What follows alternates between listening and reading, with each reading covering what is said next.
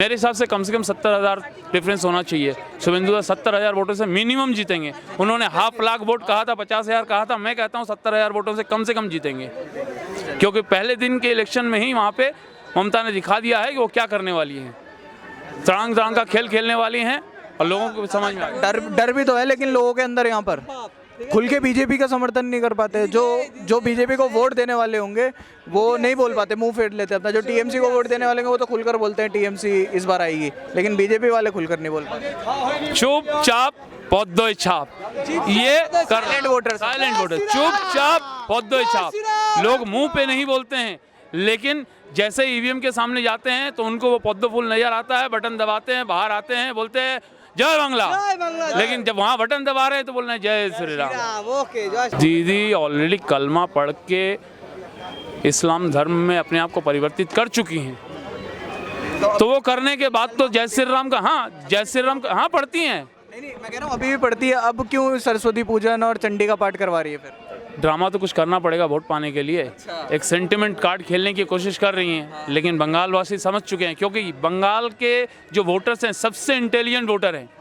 वो समझ जाते हैं कि आने वाले समय में सामने वाला जो बैठा हुआ है वो क्या करने वाला है। मोदी जी विकास करने वाले हैं, इसलिए पूरी की पूरी जो वोट बैंक है वो मोदी जी को ही वोट देने वाली है। ममता बनर्जी कह रही है ईवीएम हैक कर ली गई है बीजेपी द्वारा। पहला चरण का अगर ईवीएम हैक कर ली गई है, जहाँ जहाँ पे कांग्रेस की सरकार हुई है या पिछली बार दीदी जीती हैं, तब तो ईवीएम में कोई दिक्कत नहीं थी। जब भी इनको पता चल जाता कि ये हारने वाले हैं तो ईवीएम के ऊपर ठीकरा फोड़ने में लग जाते हैं।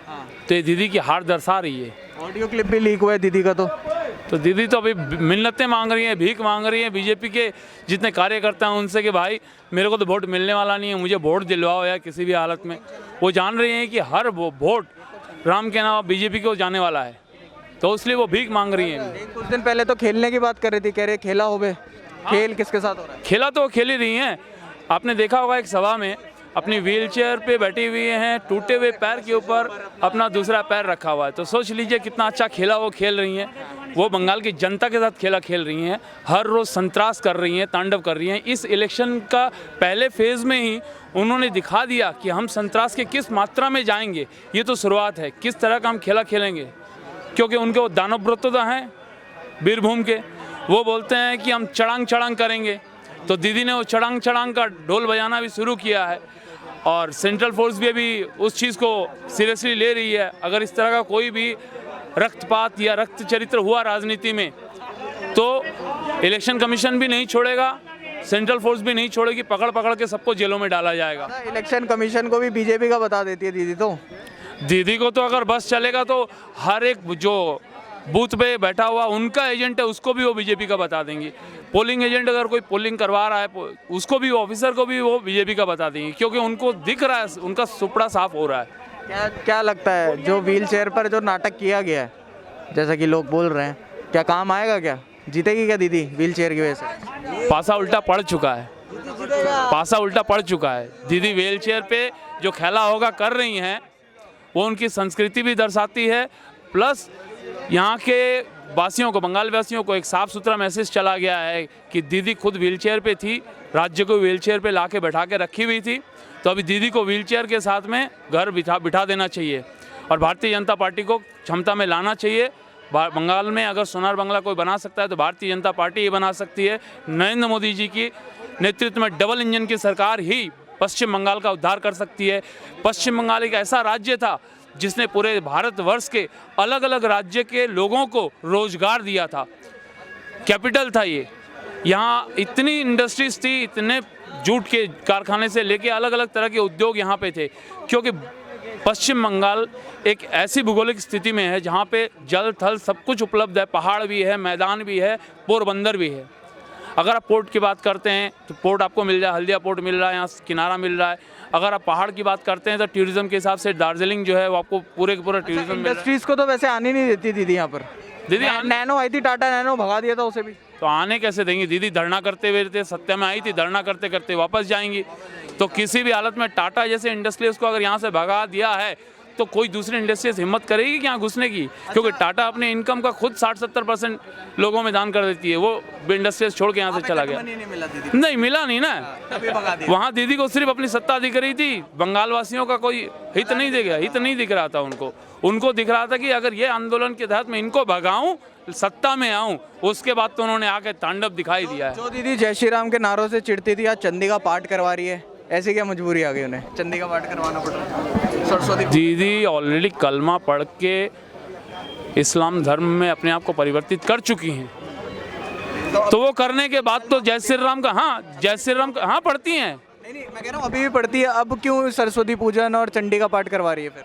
ड्रामा तो कुछ करना पड़ेगा वोट पाने के लिए। एक सेंटिमेंट कार्ड खेलने की कोशिश कर रही हैं, लेकिन बंगाल वासी समझ चुके हैं, क्योंकि बंगाल के जो वोटर्स हैं सबसे इंटेलिजेंट वोटर हैं। वो समझ जाते हैं कि आने वाले समय में सामने वाला जो बैठा हुआ है वो क्या करने वाला है। मोदी जी विकास करने वाले हैं, इसलिए पूरी की पूरी जो वोट बैंक है वो मोदी जी को ही वोट देने वाली है। और दीदी का जो ड्रामा है पिछले 10 सालों में, पिछली बार 5 साल बाद फिर मौका दिया था, लेकिन दूसरे मौके में भी नहीं, दीदी ने अपना मौका गंवा दिया। उल्टा उन्होंने 34 साल में जहाँ पे कांग्रेस वाम ने छोड़ा था, उससे 100 गुना रफ्तार पे उन्होंने बर्बाद कर दिया बंगाल को, 50 साल और पीछे डाल दिया। तो इस 5 साल के अंदर हम कोशिश करेंगे कि 20 साल कम से कम आगे लेके आएँ पश्चिम बंगाल को, और इसके बाद वाले इलेक्शन में फिर भारतीय जनता पार्टी आएगी, इसमें भी आएगी, इसके बाद वाले में भी आएगी, और 50 साल की जो दूरी है हम 2 टर्म में पूरा कर देंगे। और नंदीग्राम की सीट को इस बार किस तरीके से देख रहे हैं आप? शुभेंदु अधिकारी और ममता बनर्जी आमने सामने। मेरे हिसाब से कम 70,000 डिफरेंस होना चाहिए। शुभेंदु 70,000 वोटों से मिनिमम जीतेंगे। उन्होंने 50 लाख वोट कहा था, 50,000 कहा था, मैं कहता हूँ 70,000 वोटों से कम जीतेंगे, क्योंकि पहले दिन के इलेक्शन में ही वहाँ पे ममता ने दिखा दिया है कि वो क्या करने वाली है। तड़ांग का खेल खेलने वाली हैं और लोगों को समझ में आ गया। डर भी तो है, लेकिन लोगों के अंदर यहाँ पर खुल के बीजेपी का समर्थन नहीं कर पाते। जो बीजेपी को वोट देने वाले होंगे वो नहीं बोल पाते, मुंह फेर लेते अपना। जो टीएमसी को वोट देने वाले होंगे वो तो खुलकर बोलते हैं टीएमसी इस बार आएगी, लेकिन बीजेपी वाले खुलकर नहीं बोल पाते। चुपचाप पौधों छाप, ये साइलेंट वोटर, चुपचाप पौधों छाप। लोग मुंह पे नहीं बोलते हैं, लेकिन जैसे ईवीएम के सामने जाते हैं तो उनको वो पद्म फूल नजर आता है, बटन दबाते हैं, बाहर आते हैं, बोलते हैं जय बांग्ला, लेकिन जब वहाँ बटन दबा रहे हैं तो बोलना है जय श्री राम। ये 2 तारीख के बाद हर बच्चा राम का नाम लेगा और भाजपा की जय जयकार करेगा और मोदी जी की जय जयकार करेगा। पंचायत इलेक्शन में तो लेकिन गुंडागर्दी हुई थी और बूथ कैप्चरिंग भी हमने सुना था, ये सब भी हुआ था, और कहीं ना कहीं हमने देखा कि लोगों के वोट ही छीन लिए गए थे। इस बार ऐसा नहीं होगा क्या?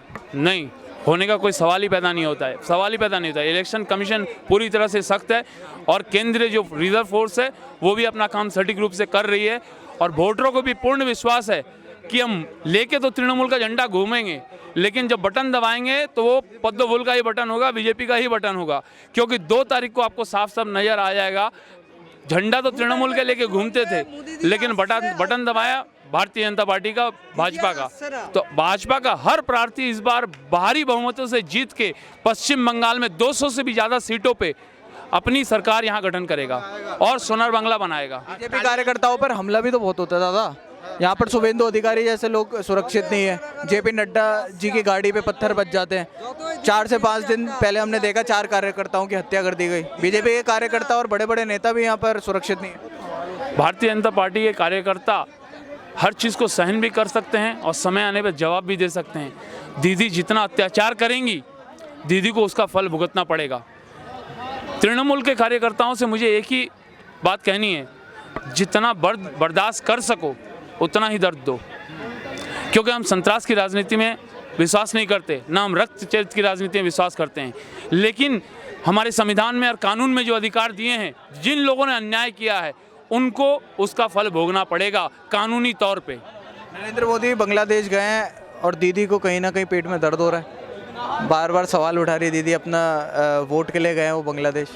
दीदी के पेट में दर्द नहीं हो रहा, दीदी को लूज मोशन हो गए हैं, क्योंकि वो गए हैं मतवा समाज में पूजा करने के लिए, क्योंकि वो जहाँ पे गए हैं अब हमारे हिंदुओं का एक धार्मिक स्थल है, उस स्थल में वो दर्शन करने के लिए गए हैं।